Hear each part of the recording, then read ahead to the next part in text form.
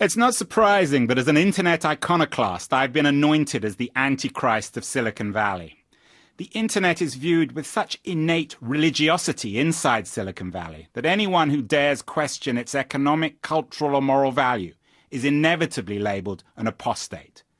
And my own apostasy is all the more heretical to insiders because I've dared to question the most sacred of all Silicon Valley beliefs, the notion that it is economically, culturally, and morally good to have technology that allows all of us to author our own writing, music, and movies on the internet. This ideal of self-authored internet content is known as the Web 2.0 revolution. Websites such as YouTube and MySpace and technologies such as blogs and wikis are supposedly democratizing our culture by allowing anyone to author their own online content. My own apostasy has been to argue that this revolution in self-authored content is bad. Rather than the flowering of democracy, I fear that Web 2.0 is resulting in cultural chaos, economic catastrophe, and moral decay. Now, of course, there's nothing intrinsically wrong with either self-expression or self-authoring technology, either on or off the internet. The problem, though, is when Web 2.0 technology is idealized as a way of undermining conventional talent and of replacing the wisdom of traditional experts with the innocence of online amateurs. And that's exactly how Silicon Valley's dreamers, who, perhaps not uncoincidentally, own the highly profitable companies that sell the tools to enable this explosion of self-expression, have framed the Web 2.0 revolution. Their radical democratic dream has, unfortunately, become our collective nightmare. The enormous popularity of Web 2.0 technology has meant that the cult of the amateur has gone mainstream and is now seriously dumbing down our culture. Today's internet is democracy gone wild. There are now billions of free blog diaries, free YouTube videos, free Facebook pages, free Flickr photographs, free Wikipedia entries, even free self-authored pornography, but less and less authoritative or beautiful content on the internet. The web has become a cacophony of unregulated, personalized, often anonymous and generally worthless opinion in which everyone is talking simultaneously, but nobody is listening to anyone else.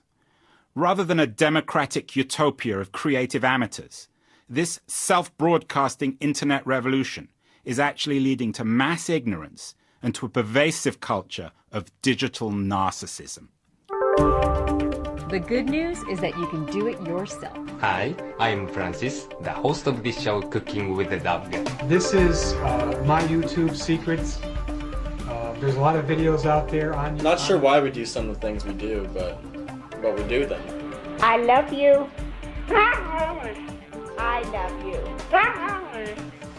And now, by popular demand, the history of Western philosophy in under 5 minutes.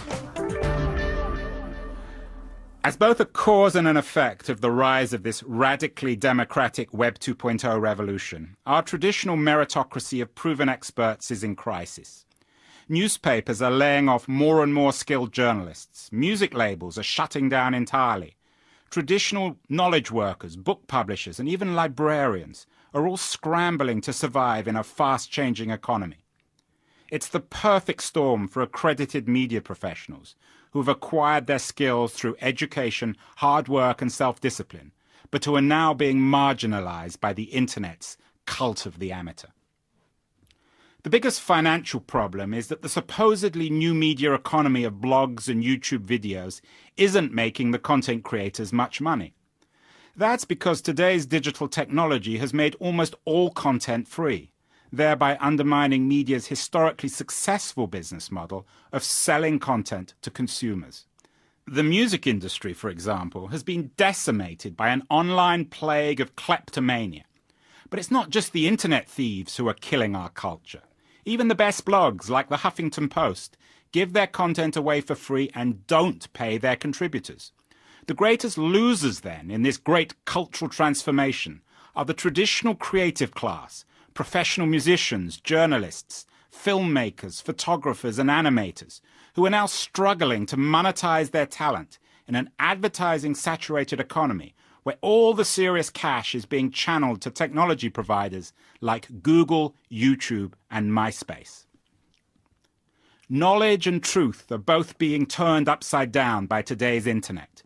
Mainstream media was once a place we went in order to be educated by disinterested experts about an impersonal world outside our immediate experience.